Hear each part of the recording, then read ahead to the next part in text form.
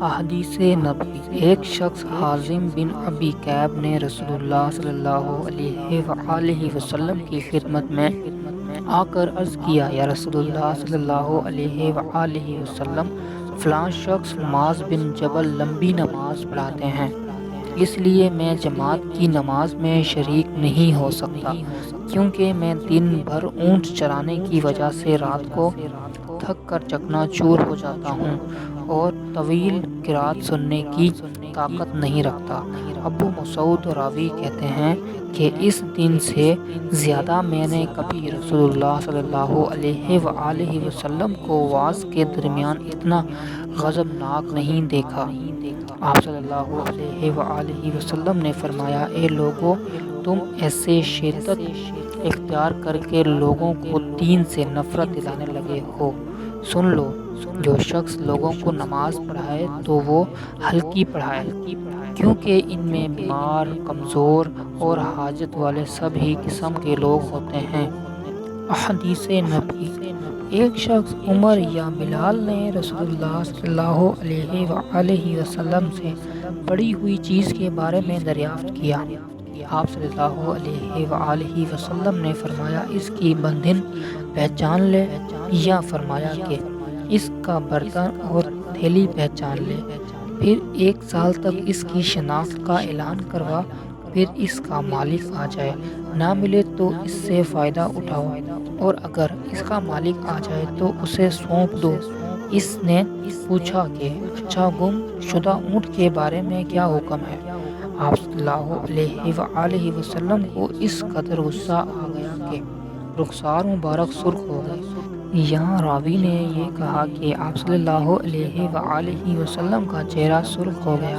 یہ سن کر آپ صلی اللہ علیہ وآلہ وسلم نے فرمایا، تجھے اونٹ سے کیا واسطہ؟ اس کے ساتھ خود اس کی مشق ہے اور اس کے پاؤں کے سم ہے، وہ خود پانی پر پہنچے گا اور خود پی لے گا اور خود درخت پر چرے گا، لہٰذا اسے چھوڑ دو یہاں تک کہ اس کا مالک مل جائے۔ اس نے کہا کہ اچھا، گم شدہ بکری کے بارے میں کیا ارشاد ہے؟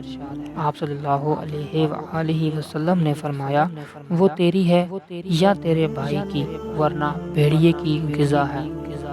احادیث نبوی۔ رسول اللہ صلی اللہ علیہ وآلہ وسلم سے کچھ ایسی باتیں دریافت کی گئیں کہ آپ صلی اللہ علیہ وآلہ وسلم کو برا معلوم ہوا، اور جب اس قسم کے سوالات کی آپ صلی اللہ علیہ وآلہ وسلم پر بہت زیادتی کی گئی تو آپ صلی اللہ علیہ وآلہ وسلم کو غصہ آ گیا۔ پھر آپ صلی اللہ علیہ وآلہ وسلم نے لوگوں سے فرمایا، اچھا، اب مجھ سے جو چاہو پوچھو۔ تو ایک شخص نے دریافت کیا کہ میرا باپ کون ہے؟ آپ صلی اللہ علیہ وآلہ وسلم نے فرمایا، تیرا باپ حذیفہ ہے۔ پھر دوسرا آدمی کھڑا ہوا اور اس نے پوچھا کہ یا رسول اللہ صلی اللہ علیہ وآلہ وسلم، میرا باپ کون ہے؟ آپ صلی اللہ علیہ وآلہ وسلم نے فرمایا کہ تیرا باپ سالم شبہ کا آزاد کرتا غلام ہے۔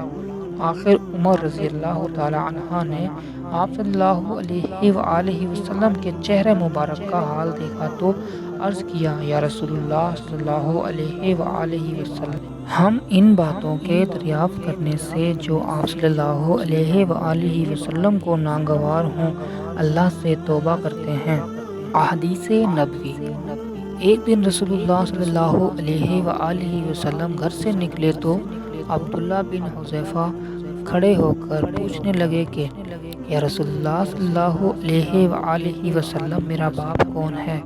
آپ صلی اللہ علیہ وآلہ وسلم نے فرمایا، حذیفہ۔ پھر آپ نے بار بار فرمایا کہ مجھ سے پوچھو، تو حضرت عمر رضی اللہ تعالی عنہ نے 2 زانواں ہو کر عرض کیا کہ ہم اللہ کے رب ہونے پر، سلام کے دین ہونے پر اور محمد صلی اللہ علیہ وآلہ وسلم کے نبی ہونے پر راضی ہیں، اور یہ جملہ 3 مرتبہ دہرایا۔ پھر یہ سن کر رسول اللہ صلی اللہ علیہ وآلہ وسلم خاموش ہو گئے۔ حدیث نبوی۔ نبی کریم صلی اللہ علیہ وآلہ وسلم جب سلام کرتے تو 3 بار سلام کرتے، اور جب کوئی کلمہ ارشاد فرماتے تو اسے 3 بار دہراتے، یہاں تک کہ خوب سمجھ لیا جاتا۔ احادیث نبوی: رسول اللہ صلی اللہ علیہ وآلہ وسلم جب کوئی کلمہ ارشاد فرماتے تو اسے 3 بار لوٹاتے، یہاں تک کہ خوب سمجھ لیا جاتا، اور جب کچھ لوگوں کے پاس آپ صلی اللہ علیہ وآلہ وسلم تشریف لائے تو انہیں سلام کرتے تو 3 بار سلام کرتے۔ احادیث نبوی: عبداللہ بن عمر رضی اللہ تعالی عنہ نے کہا، ایک سفر میں رسول اللہ صلی اللہ علیہ وآلہ وسلم ہم سے پیچھے رہ گئے، پھر آپ صلی اللہ علیہ وآلہ وسلم ہمارے قریب پہنچے تو عصر کی نماز کا وقت ہو چکا تھا یا تنگ ہو گیا تھا، اور ہم وضو کر رہے تھے۔ ہم اپنے پیروں کو پانی کے ہاتھ پھیرنے لگے تو آپ صلی اللہ علیہ وآلہ وسلم نے بلند آواز سے فرمایا کہ آگ کے عذاب سے ان ایڑیوں کی جو خشک رہ جائیں خرابی ہے۔